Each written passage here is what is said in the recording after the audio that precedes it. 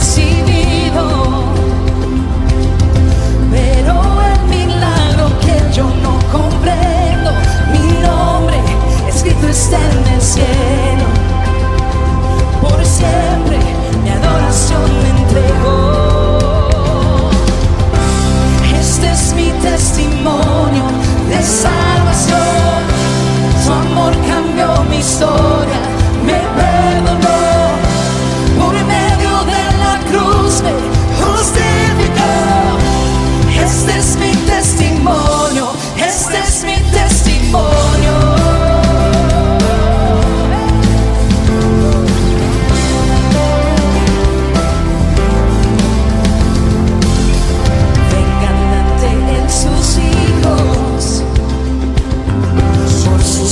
Somos limpios.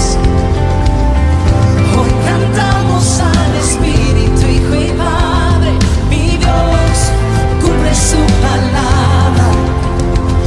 Mi Dios cumple su palabra. Vamos, iglesia, dilo. Este es mi testimonio de salvación. Su amor cambió mi historia, me perdonó. Por medio de la cruz me justificó. Este es mi testimonio, este es mi testimonio.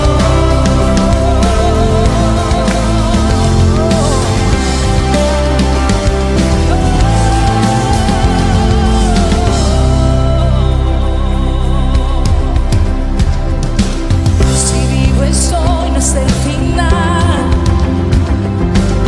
Mayores cosas aún vendrán, lo creeré.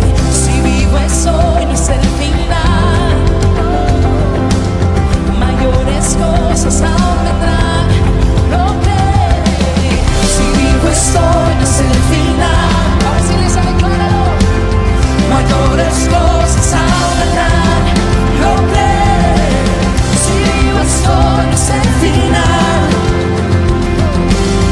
Mayores cosas aún vendrán, lo creeré.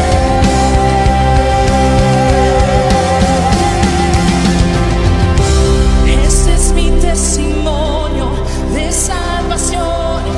Su amor cambió mi historia, me perdonó. Por medio de la cruz me justificó. Este es mi testimonio, que vivo estoy. De salvación, su amor cambió mi historia, me perdonó. Por medio de la cruz me justificó. Este es mi testimonio, este es mi testimonio.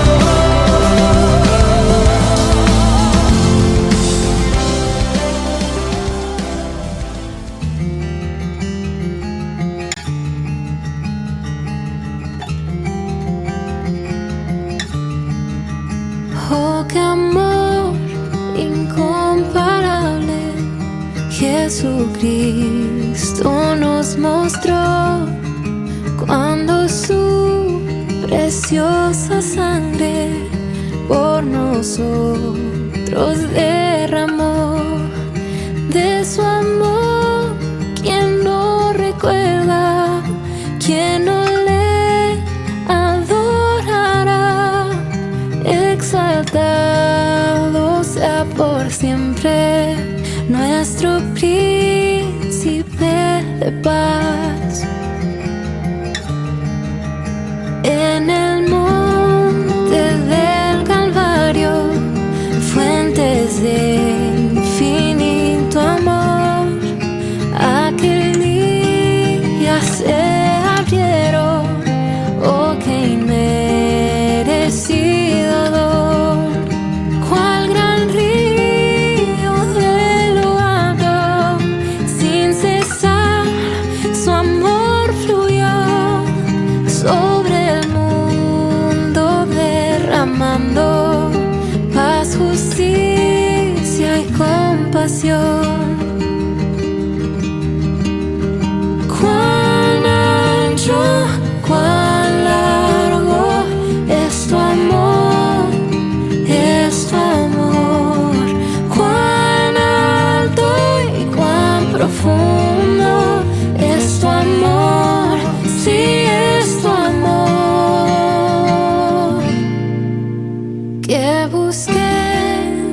cada día solo el reino del Señor y entreguemos nuestra vida como ofrenda de amor. Solo en Él nos gloriaremos, nada más importa ya. Cristo limpios nos ha hecho, solo en Él hay libertad. Cuán ancho, cuán largo es tu amor, es tu amor. Cuán alto, cuán profundo es tu amor, sí es tu amor. Cuán ancho, cuán largo es tu amor, es tu amor. Cuán alto y cuán profundo es tu amor, sí es tu amor. Oh, qué amor incomparable Jesucristo nos mostró cuando su preciosa sangre por nosotros derramó. Me es una alegría nuevamente reunirnos en este día domingo y nuevamente estar con la presencia de Dios y recibiendo de Dios su palabra, la cual queremos asimilarla, entender que hay un mensaje vivo de esperanza, de restauración para nosotros como discípulos del Señor. Hoy trataremos el tema Un desayuno con Jesús, donde hay perdón y restauración. Un desayuno con Jesús, donde hay perdón y restauración. Y tomaremos pues como base el pasaje del Evangelio de Juan en el capítulo 21, desde el versículo 1 hasta el versículo 13, que paso a leer. Después de esto, Jesús se manifestó otra vez a sus discípulos junto al mar de Tiberias, y se manifestó de esta manera. Estaban juntos Simón Pedro, Tomás llamado Dídimo, Natanael, el de Caná de Galilea, los hijos de Zebedeo y otros dos de sus discípulos. Simón Pedro les dijo: voy a pescar. Ellos le dijeron: vamos nosotros también contigo. Fueron y entraron en una barca, y aquella noche no pescaron nada. Cuando ya iba amaneciendo, se presentó Jesús en la playa, mas los discípulos no sabían que era Jesús, y les dijo: hijitos, ¿tenéis algo de comer? Le respondieron: no. Y él les dijo: echad la red a la derecha de la barca y hallaréis. Entonces le echaron, y ya no la podían sacar por la gran cantidad de peces. Entonces aquel discípulo, a quien Jesús amaba, dijo a Pedro: es el Señor. Simón Pedro, cuando oyó que era el Señor, se ciñó la ropa, porque se había despojado de ella, y se echó al mar. Y los otros discípulos vinieron con la barca, arrastrando la red de peces, pues no distaba de tierra, sino como a 200 codos. Y al descender a tierra, vieron brasas puestas y un pez encima de ellas y pan. Jesús le dijo: traed los peces que acabáis de pescar. Subió Simón Pedro y sacó la red a tierra, llena de grandes peces, 153, y aún siendo tanto la red, no se rompió. Jesús le dijo: venid, comed. Ninguno de los discípulos se atrevía a preguntarle: ¿tú quién eres?, sabiendo que era el Señor. Vino pues Jesús y tomó el pan y les dio asimismo del pescado. Oremos, por favor. Señor, en estos momentos entregamos este tiempo para que usted, Señor, lo use, nos hable, nos inste, Señor, a entender nuestra condición, de la necesidad de su persona hacia nuestra vida. Padre, tome el control de este tiempo y que el Espíritu Santo nos hable a través de su palabra. En Cristo Jesús se lo pedimos. Amén. Bien, quisiéramos ubicarnos en el contexto. Primero nos ubicamos en el contexto. Han pasado ya 2 semanas desde que el Señor Jesucristo fue a la cruz y murió por nuestros pecados, como a su vez también Cristo resucitó con gran poder y gloria. Pero para estos discípulos las cosas ya no eran igual. Ya no estaba Jesús, su maestro, con ellos. Aunque ellos pudieron haberlo visto ya resucitado, por lo tanto, no sabían ellos si alegrarse, celebrar ello o tener de alguna manera tristeza, dolor, llanto, porque ya Jesús no convivía con ellos. No todo era igual, ya no era igual, pero entendamos que la vida continúa. Y dentro de esa continuidad de la vida hay necesidades propias del ser humano, como comer. Aquí nuevamente va a surgir la figura del líder natural. Estamos hablando de Pedro, quien declara que ha decidido ir a pescar. Iré a pescar. En otras palabras, él está diciendo, volveré a hacer lo que era antes de que Jesús me llame. Muy a pesar que Jesús los entrenó, que Jesús aún los envió a hacer obra práctica, ellos están como retrocediendo sin su maestro, no se sienten direccionados, las cosas no son igual. Todo ese tiempo, ¿por qué lo hizo Jesús? ¿Por nada? ¿Para eso que está sucediendo? Nos recordamos y siempre hacemos mención, por ejemplo, del primer milagro de Jesús allá en Canaán y sobre unas bodas, donde Jesucristo tomó el agua y lo convirtió en vino. Mi pregunta es, ¿sabes tú cuál es el último de los milagros que Jesucristo hizo en esta tierra? Cuando estuvo su presencia aún antes de ascender. Bueno, pues aquí trataremos de este último milagro. Dije que para los discípulos la vida continúa. Y mi pregunta es, ¿por qué Jesucristo va a ejercer este último milagro?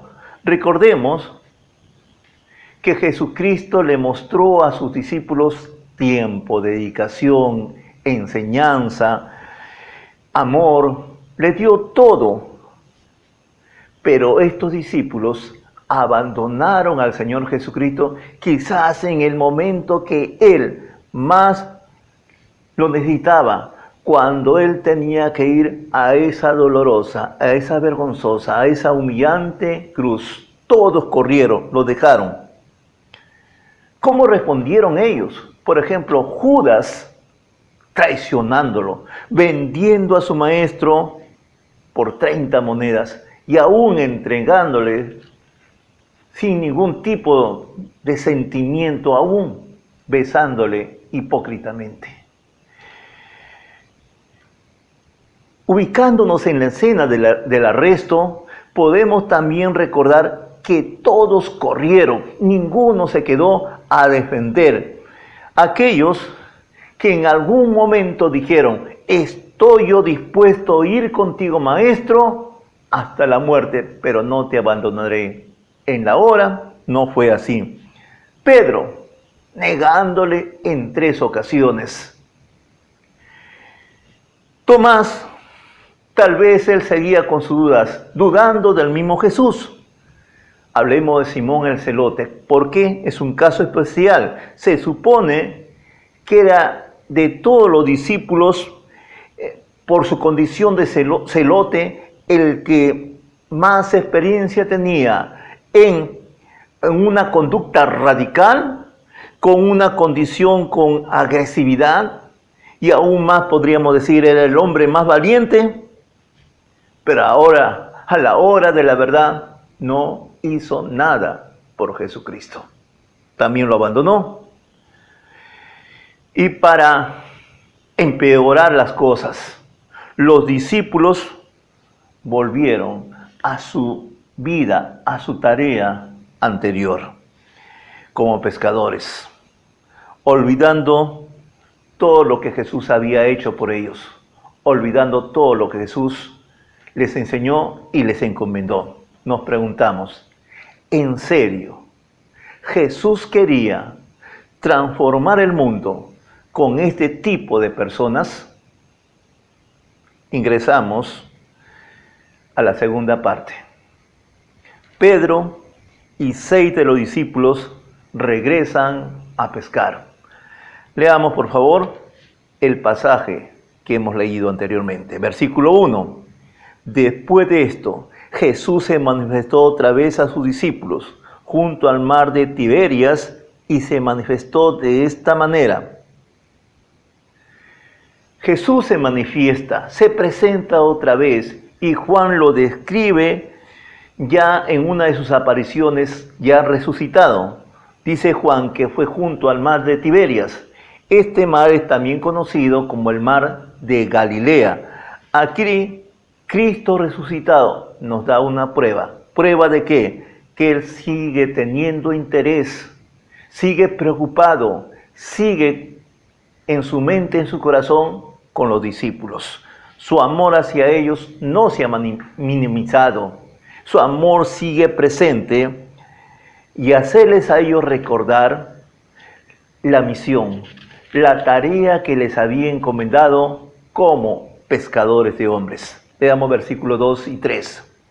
Estaban juntos Simón Pedro, Tomás llamado Dídimo, Natanael, el de Caná de Galilea, los hijos de Zebedeo, y otros 2 de sus discípulos. Simón Pedro le dijo, voy a pescar. Ellos le dijeron, vamos nosotros también contigo. Fueron y entraron en una barca, y aquella noche no pescaron nada. El versículo 2 nos narra la aparición de Jesús allí frente a los 7 discípulos a la orilla del mar de Galilea.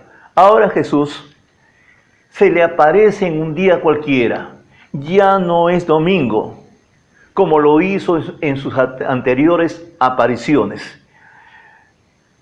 Y cuando esos discípulos estaban desorientados, cuando esos discípulos se encontraban en medio de una labor, en medio de un trabajo, en medio de una faena.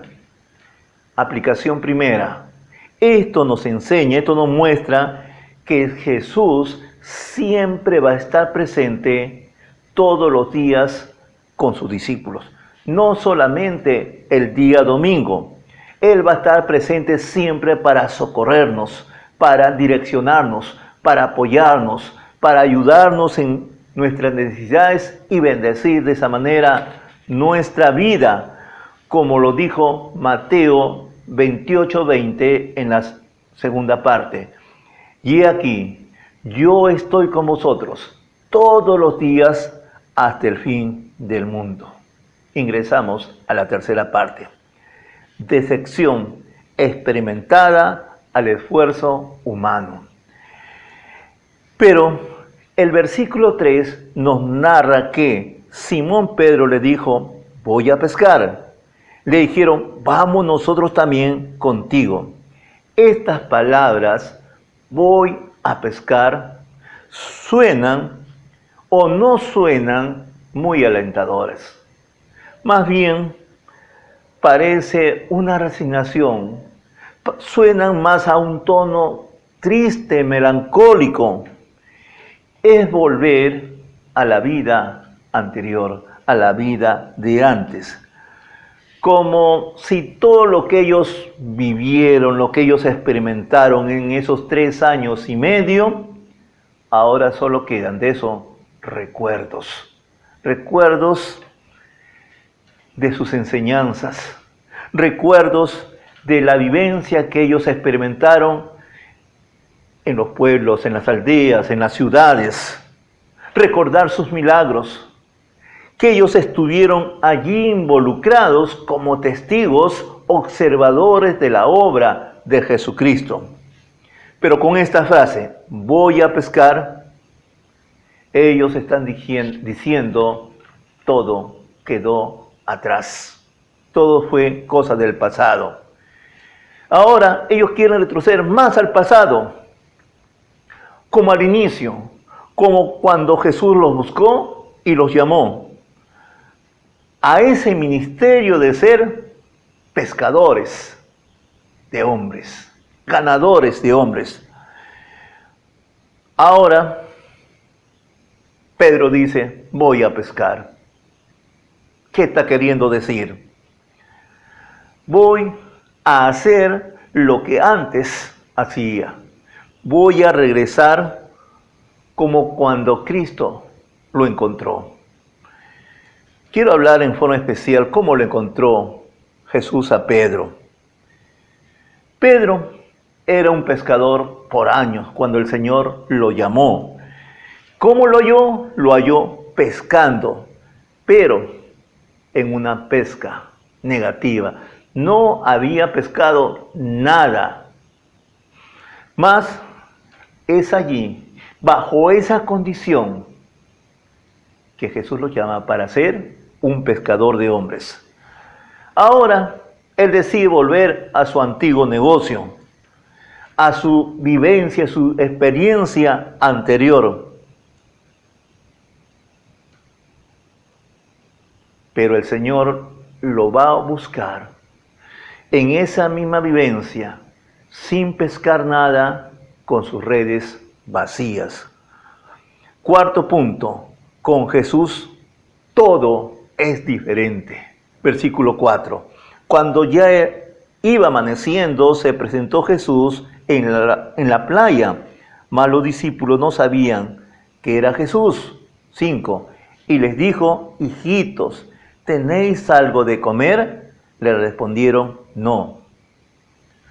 A pesar de ese intenso trabajo, de trabajar con ahínco, con fuerza, con experiencia, toda la noche, resultado, no pescaron nada. Ellos están con las redes y con las manos vacías. Y cuando el fracaso se siente más, es más real, es cuando Jesús aparece nuevamente en sus vidas. Nuevamente el Señor, y se les da con dulces palabras, iniciando de esa manera la conversación. ¿Qué le dice? Hijitos, ¿no tenéis nada de comer? Y eso, que sí Jesús sabía de su situación, cómo están ellos, y les pregunta, ¿para qué? Para que ellos consideren en realidad cómo estaban, para que ellos se den cuenta y consideren que ellos deben confesar su situación, ellos deben ver su condición, porque el Señor les da apertura para eso. El Señor les trata con palabras muy amables, amigables, algo que debería ser muy extraño en esa gente, en medio de ese mundo rudo de los pescadores. Versículo 6. Y le dijo, echar la red a la derecha de la barca y hallaréis. Entonces le echaron y ya no podían sacar por la cantidad de peces. Es allí cuando Jesús le lanza el reto. Echad la red a la derecha de la barca y hallaréis. Esto será una lección. Esto era para renovar su fe en Él, para que vuelvan a creer en Él, para mostrarles de que debían confiar en Él en todo, en el trabajo, en el día cotidiano, en las actividades, bajo toda circunstancia, solo que debemos hacer, confiar en Él, confiar en Él, aunque todo salga fuera de la lógica, aunque no haya razones, confiemos. Ya es un día, fijémonos, ya es un día a plena luz, ya amaneció. Si en la noche, que es el mejor tiempo para pescar, es el horario de la pesca, ellos no habían pescado nada. Ellos habían fracasado y aún más. No hay ninguna razón lógica para echar la red hacia el lado derecho del bote. ¿Para qué? Porque ese lado no es el mejor, pero es allí donde Dios obraría. Es una prueba de fe, es una prueba de obediencia a lo que el Señor manda. Pues Jesús lo sabe todo y lo domina todo. Debemos, por tanto, creer en Él. Podemos decir en confianza, cuando caminamos cerca de Jesús, los milagros abundan. Cuando caminamos cerca de Jesús, los milagros abundan. De eso hablaremos. Versículo 7. Entonces aquel discípulo, a quien Jesús amaba, dijo a Pedro: es el Señor. Simón Pedro, cuando oyó que era el Señor, se ciñó la ropa, porque se había despojado de ella y se echó al mar. Entonces aquel discípulo, a quien Jesús amaba, dijo a Pedro: es el Señor. Juan es el discípulo que se manifiesta acá. Es el primero en darse cuenta que estaban frente al Señor Jesús. Como cuando Juan llegó primero allá a la tumba de Jesús antes que Pedro. Es aquí también el primero en reconocer que estaban frente a Jesús. Simón Pedro, cuando oyó que era el Señor, se ciñó la ropa porque estaba despojada de ella y se echó al mar. Ojo, que a Pedro ya no le interesaba la pesca. Ahora le interesa Jesús. Cambió sus pensamientos. Pedro, ¿cuál es su instinto natural? Actúa con todo ímpetu, con toda vehemencia y arrebatamiento. Él quiere ser el primero en llegar donde Jesús, donde su maestro. Pero en la barca él está semidesnudo. En la barca estaba con poca ropa, pero en muestra de un respeto, de una condición de reverencia, se viste antes de echarse al mar. Esto es paradójico, uno se saca la ropa para echarse al mar, pero Pedro en respeto se pone la ropa, se lanza al mar, hacia el agua, para ir donde Jesús. Versículo 8 y 9. Y los otros discípulos vinieron con la barca, arrastrando la red de peces, pues no distaban de tierra sino a 200 codos.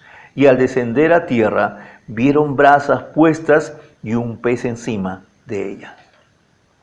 Los otros 6 discípulos que quedaban son los que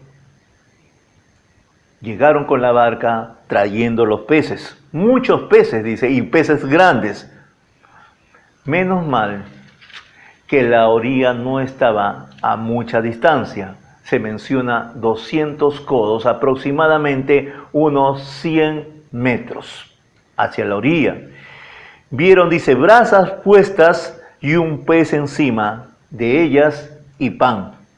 Jesús se había tomado el trabajo de preparar fuego y cocinarles ese pez. Siendo él el maestro, sigue siendo el siervo inútil. Leamos versículo 10. Jesús le dijo: traed de los peces que acabáis de pescar. Subió Simón Pedro y sacó la red a tierra, llena de grandes peces, 153, y aún siendo tantos, la red no se rompió. Aquí vamos a ver también milagros del Señor. Jesús ordena que traigan los peces, esos restos de 153 peces, pues Jesús solamente tenía listo, cocinado uno en la brasa. Si esto es parte del milagro, voy a decir, no sé, pero es Pedro solo, uno manifiesta la palabra de Dios, que trae la red. Trae la red con 153 peces y peces grandes. Ahora quiero que entendamos que la red mojada aún pesa más. Quiero que entendamos si esto es milagro o no, pero sí me estoy dando cuenta que Pedro es o era un hombre muy fuerte, un hombre de mar, un hombre duro, un hombre robusto. Él solo trae toda esa cantidad. Y ya me imagino el gozo del resto de los discípulos, la alegría de ver todos estos milagros que el Señor estaba realizando con ellos. Y más aún, la presencia misma de su Señor con ellos. ¿No daría el todo de alegría? Vamos a ir al último punto. El desayuno de restauración y de comunión. Un desayuno de restauración y de comunión. Versículo 12 y versículo 13. Les dijo Jesús: venid, comed. Y ninguno de los discípulos se atrevía a preguntarle: ¿tú quién eres?, sabiendo que era el Señor. Vino pues Jesús y tomó el pan y les dio, y asimismo del pescado. Es muy claro que Jesús quería tener un tiempo con sus discípulos, un tiempo de comunión, como decimos ahora, de coinonía. Los extrañaba y quiso estar con ellos nuevamente. Y nuevamente en un lugar muy especial, muy conocidos por ellos, el mar de Galilea. Porque es en ese lugar donde se inicia toda la historia de ellos. Donde ellos son llamados a ser sus discípulos, a ser los pescadores de hombres. Aún más, aquel que los llamó, se supone que debería ser atendido por ellos. Se supone que ellos deberían brindarle toda muestra de su afecto. Pero es Jesús quien les sirve. Dice: y tomó el pan y les dio, y asimismo del pescado. Ese es el corazón de nuestro Señor. Ese es el sentimiento de servicio que hay en Dios, siempre atento, siempre mostrando su amor, siempre ayudándonos, siempre sirviendo. ¿Pero sirviendo a quién?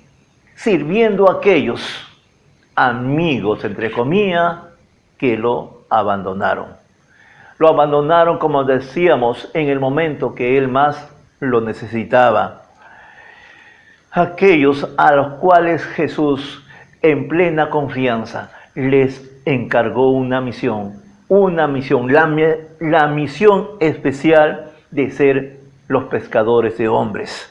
Para eso los capacitó, los adiestró, los llevó a hacer obra práctica. Mas, ¿qué hicieron ellos? Volvieron a su oficio anterior, retrocedieron. Ellos no hicieron lo que el Señor les había encomendado. Por esa razón es que Jesús nuevamente los busca y nuevamente les prepara ese desayuno para mostrarles ese amor inquebrantable que tiene Jesús. Jesús mismo le prepara ese desayuno para sus amigos. Pregunto, ¿qué hubiésemos hecho nosotros a aquellas personas que no mostraron afecto por nosotros? ¿Les seguiríamos sirviendo? Mas Jesucristo es perdonador por naturaleza propia. Dios es así. El desayuno que había preparado es para dar el inicio al tiempo de restauración. Ellos van a percibir, ellos van a oír del amor de Jesús. Hijitos, mostrándoles cuánto les amaba, mostrándoles que para Jesús ellos todavía estaban en sus planes. Quisiera aplicar hacia nosotros. ¿Cuántas veces nosotros también nos hemos alejado de Jesús? ¿Cuántas veces le hemos dado también las espaldas? Así en nuestra condición de discípulos, ¿qué hemos hecho? Nosotros también hemos respondido muchas veces de igual forma. ¿Cuánto nos parecemos a esos discípulos? Porque en situaciones adversas lo abandonamos. Porque cuántas veces no le creemos a Jesús a la hora de tomar decisiones con fe, actuar con fe. Y cuántas veces le hemos negado ante nuestras amistades para que nosotros no quedemos en ridículo y de esa manera nosotros salvemos nuestro pellejo.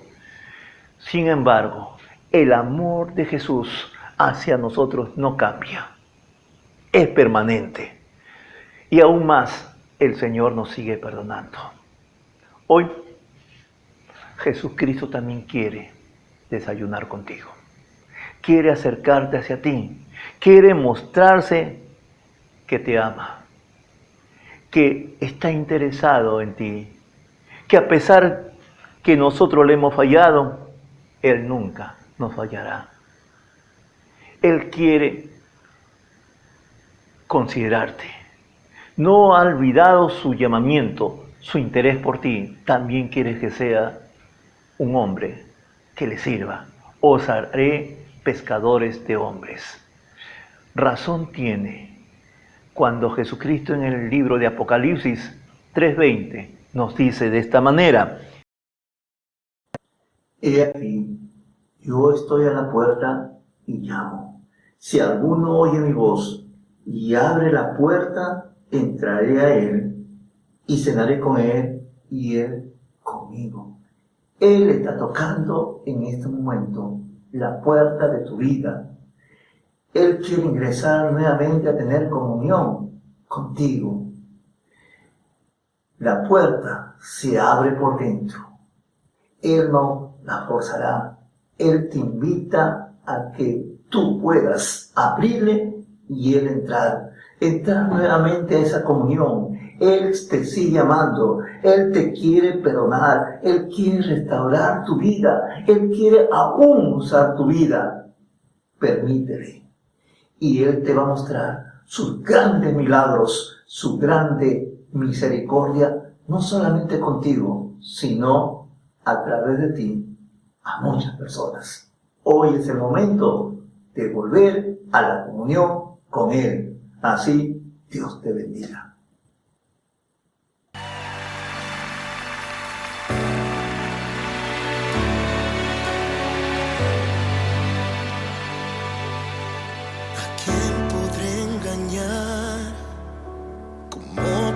Esconder la falta que me haces, Dios.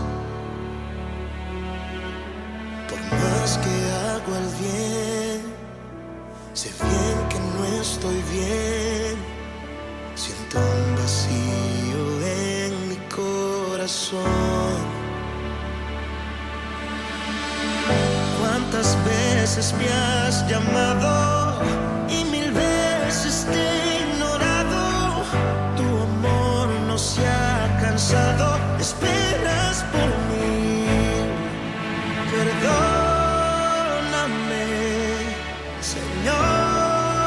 Jesús, sé que esperas más de mí, sé que esperas más de mí.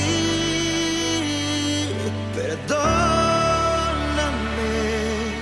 Señor Jesús, sé que esperas más de mí, sé que esperas más de mí.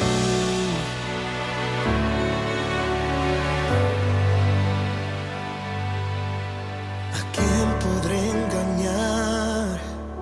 ¿Cómo podré esconder la falta que me haces, Dios? Por más que hago el bien, sé bien que no estoy bien. Siento un vacío en mi corazón. ¿Cuántas veces me has llamado y 1000 veces te he ignorado? Tu amor no se ha cansado, esperas por mí. Perdóname, Señor Jesús, sé que esperas más de mí, sé que esperas más de mí. Perdóname, Señor Jesús, sé que esperas más de mí, sé que esperas más de mí. Estoy aquí, Dios, porque tú me has llamado.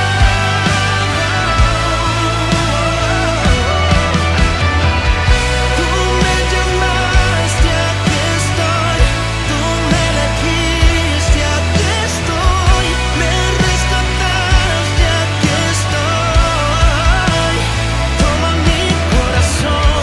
Tú me llamaste, aquí estoy. Tú me elegiste, aquí estoy. Me rescataste, aquí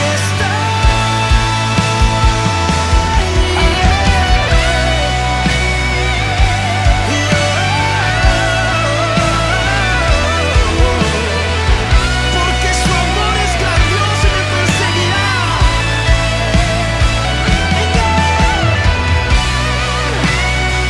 Soy tu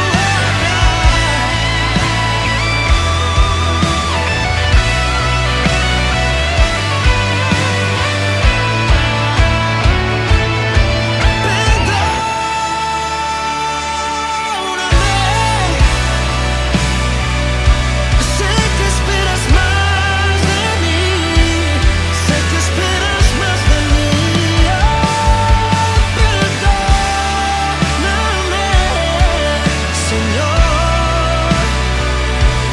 sé que esperas más de mí, sé que esperas más de mí, de mí.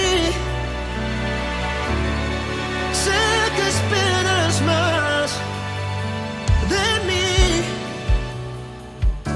Por más que trato de esconder la falta que me haces,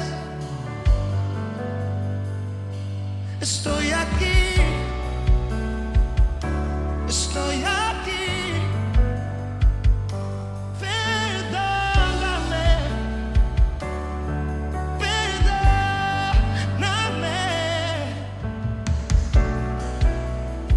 Yo quiero que levante la mano todo aquel que hoy quiera reconciliarse con Dios. Que diga como dice esta canción: ya no puedo correr más, ya no puedo caminar más si tu presencia no va conmigo. Repite conmigo: Señor Jesús, fuiste tú quien me llamó, fuiste tú quien me eligió.